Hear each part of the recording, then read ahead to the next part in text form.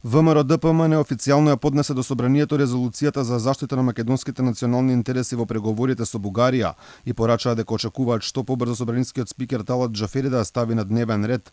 Претеникот Антонио Милошовски посакува за ова прашање да има широк политички консензус во собранието, изразувајќи надеж дека нема да има никакви заткулисни игри во владеачкото мнозинство. Оваа резолуција заслужува широка поддршка. Доколку не се работи за смислена тактика помеѓу коалиционите партнери СДСМ и ДУИ, едните декларативно да поддржуваат, а другите процедурално или содржински да кочат.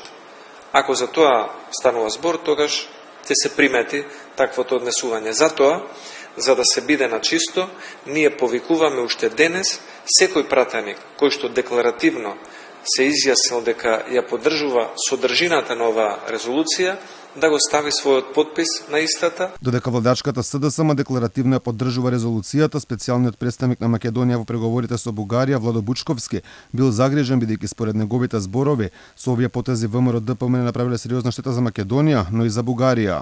Се покажа дека реално ВМРО ДПМН, затоа јас имам сериозна резерва за намерите зошто сега ја форсираат оваа резолуција, не покажа трунка разбирање за заштита на националните и државни интереси.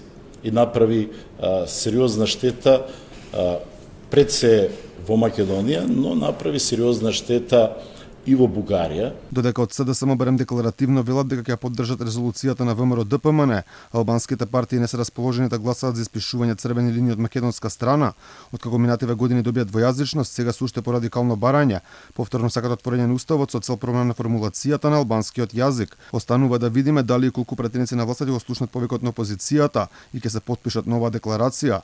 Уште еднаш сега од устата на Костадин Костадинов барем декларативно беше потврдено дека доколку ВМРО ДПМН толку сакале, тие ќе поддржиле декларацијата.